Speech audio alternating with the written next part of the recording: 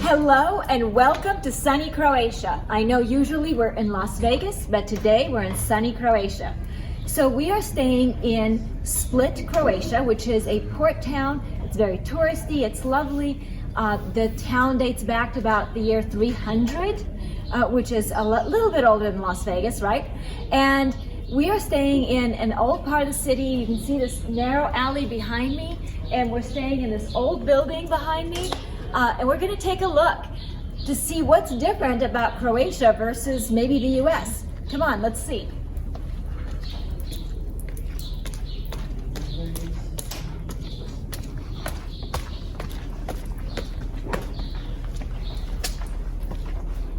So much in the same way that in the US we have apartments, this place is full of apartments. The apartments are various sizes. The one that we're staying in this time is a 1-bedroom apartment. Come on. So one of the first things that you notice when you come to Croatia is that their locks are different than ours. So if you notice, on the outside we have a lock, but then on the inside we have the same kind of lock. So you actually have to open and lock your door from the inside with a key. Now this apartment is really nice. It's roughly about 600 square feet.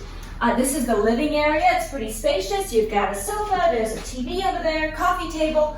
This is your kitchen. The kitchen is fully appointed. You've got a stove, you've got an oven, and you even have a dishwasher. Check this out. Pretty nice. Now this is different than we live in the US, and I grant you.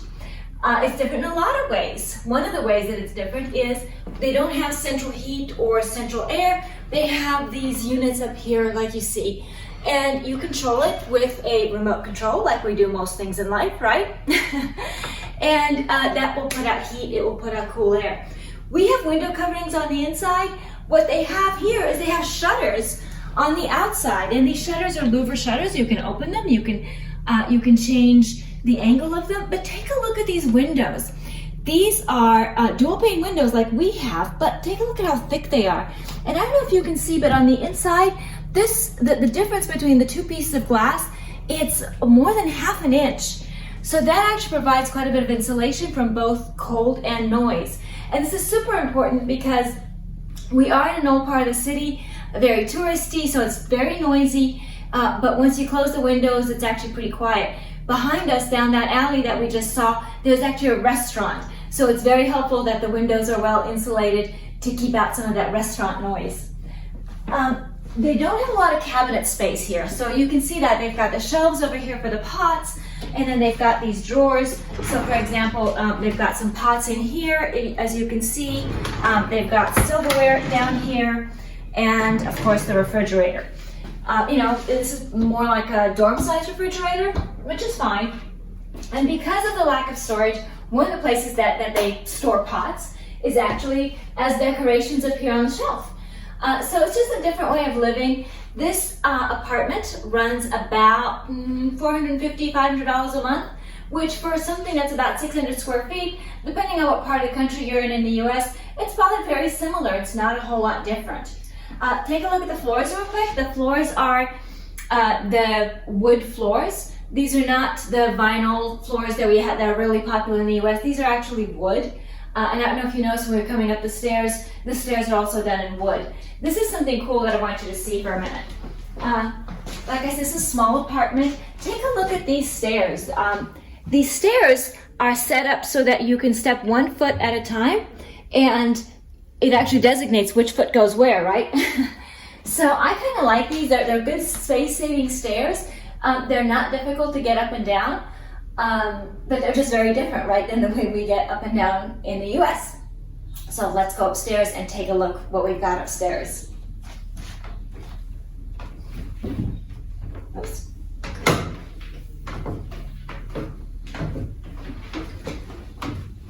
So we are upstairs now.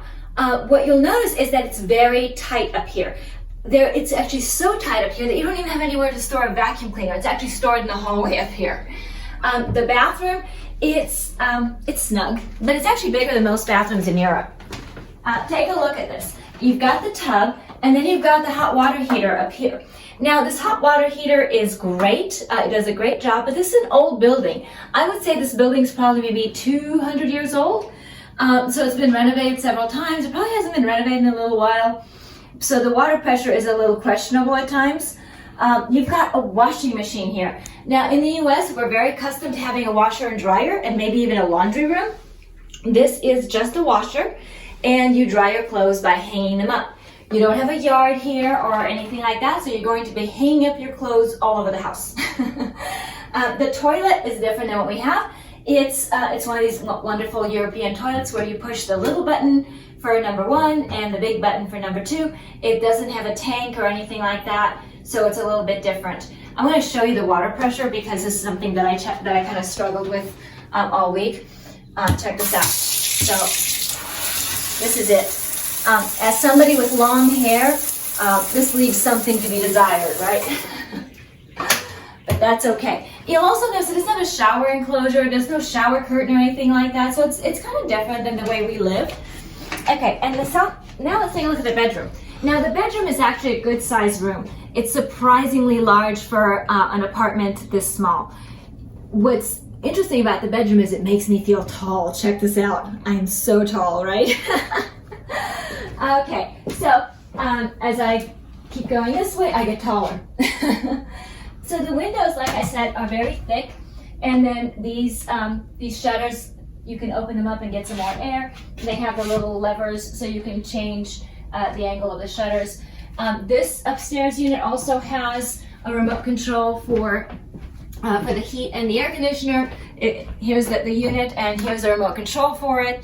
The thing that you'll notice is that there isn't any closet space, right? So what do you do for closet space? Well, what you do is you have an armoire.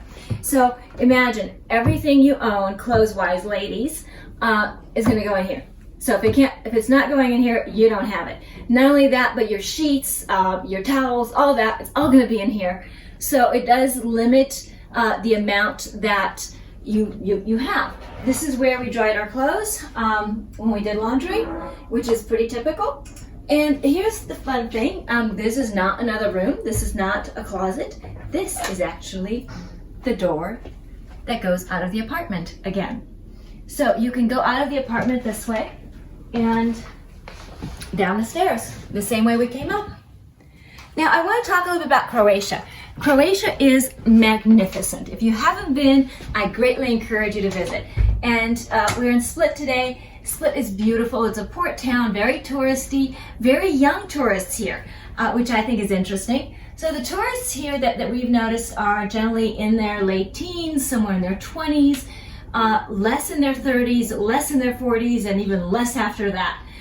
This is a port town, like I said, so lots of cruise ships come through here, lots of different size cruise ships, anything from the small cruises that maybe carry about 30 people as far as passengers, all the way to big cruise ships that carry, a couple thousand people or more. So it's kind of fun to watch, particularly on Friday, Saturday, when the cruise ships empty and fill back up, and see who's going around. All week long, you see people, what I call doing the walk of shame. For those of you that are Game of Thrones people, the walk of shame takes place in lots of places, right? So the walk of shame, as I call it, is the people dragging their suitcases as they're either coming or going.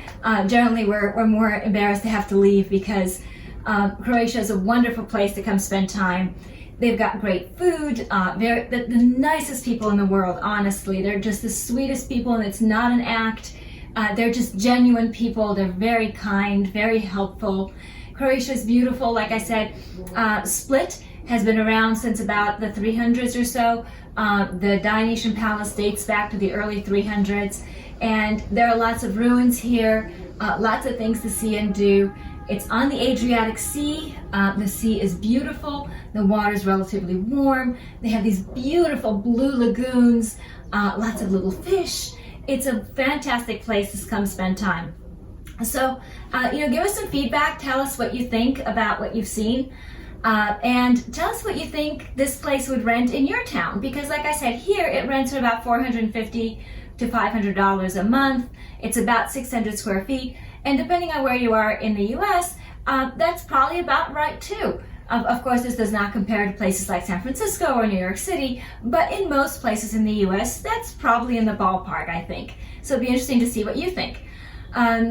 So if you like the tour, please give us a thumbs up, share the video, and welcome to Croatia. And if you have any questions about purchasing real estate or selling real estate in Las Vegas or anywhere in the US or even throughout the world, who knows, we might be able to give you a hand.